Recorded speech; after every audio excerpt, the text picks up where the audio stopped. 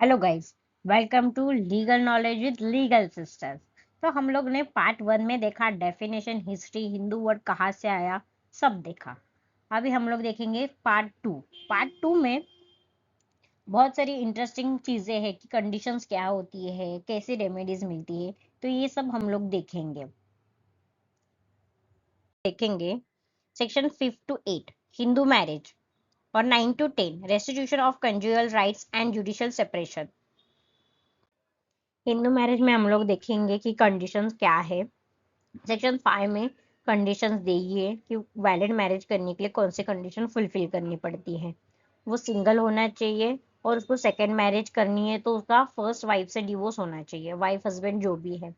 Component में वो component होना चाहिए, कंसेंट होनी चाहिए, पागल नहीं होना चाहिए, अनसाउंड माइंड नहीं होना चाहिए, उसकी फिजिकल और मेंटल हेल्थ होनी चाहिए, रिप्रोडक्शन के लिए, बच्चा कैरी करने के लिए लड़का और लड़की की कैपेबल होने चाहिए। थर्ड में दिया है कि लड़के की एज 21 होनी चाहिए और लड़की की 18। ये लीगल एज है हिंदू मैरिज के अकॉर्डिंग। प्रोहिबिट रिलेशनशिप एंड सापिंडर नहीं होना चाहिए। ये दोनों भी मैंने डेफिनेशन फर्स्ट वीडियो में कवर किए, तो आप वहां जाके देख सकते हैं, आपके कंसेप्ट वहां क्लियर हो जाएंगे। तो हम लोग ना ये एक केस के हिसाब से देखेंगे, मतलब हम लोग केस देखेंगे ना दोस्तों, तो हमें समझने के लिए आसान गिरेगा। कोई भी चीज हम लोग एग्जाम्पल से प्रेजेंट करते, मतलब हम लोग एग्जाम में, स्टडीज में इसका यूज करेंगे ना केसेस को, तो हमें प्रैक्टिस के लिए भी अच्छा होगा और हमारे एग्जाम में, एग्जाम मटेरियल में भी एडिशनल होगा। और जब भी हम लोग एग्जाम में कुछ केसेस लिखेंगे तो इम्प्रेशन भी अच्छा गिरता है।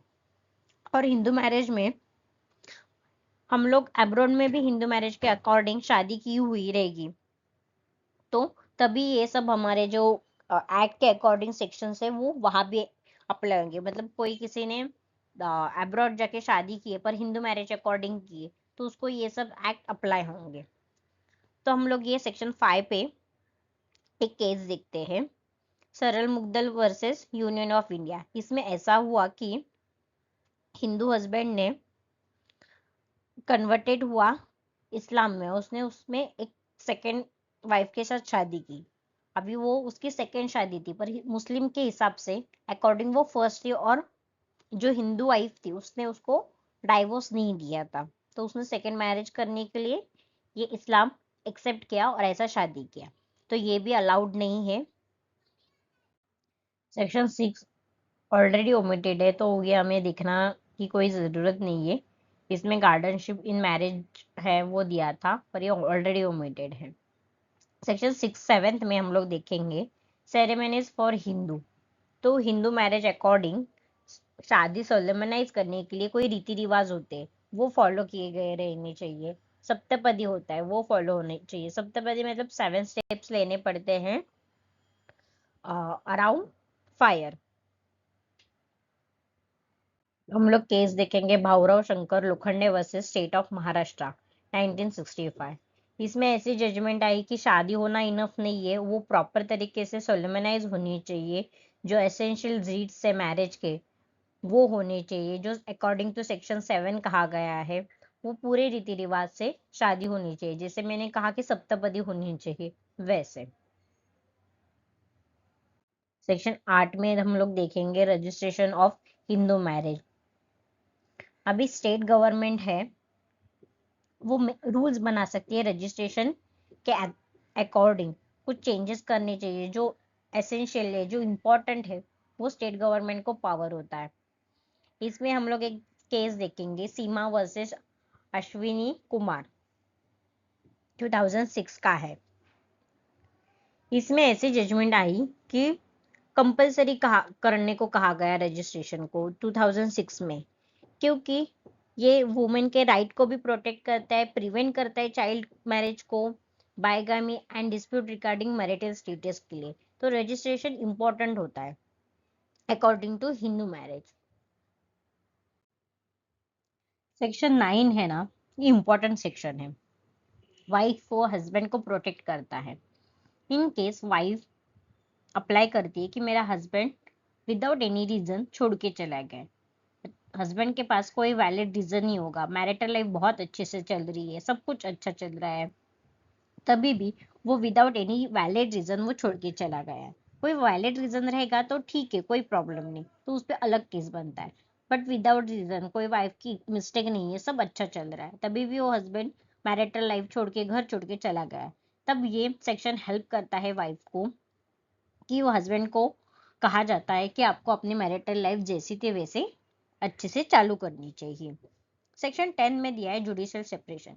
ये हमें ना चांस दिया जाता है, हस्बैंड एंड वाइफ को एक बार चांस दिया जाता है कि आपका कोई वैलिड रीजन नहीं है, मतलब कोई केस में ऐसा होता है कि फैमिली के वजह से, एक्सटर्नल इश्यूज के वजह से कोई लोग डिवोर्स अप्लाई करते हैं, पर अच्छी बात वो नहीं है ना, तो हमें मैरिड लाइफ अच्छे से स्पेंड होनी चाहिए, उसके लिए एक चांस देना चाहिए। इसीलिए ये कोर्ट ये सेक्शन के अंडर ना एक चांस देते हैं कि उसका time of period actually 1 year ही रहता है, कि साथ में रह के देखो, एक बार बात करके देखो, एक बार चांस देके देखो अपने रिलेशनशिप को।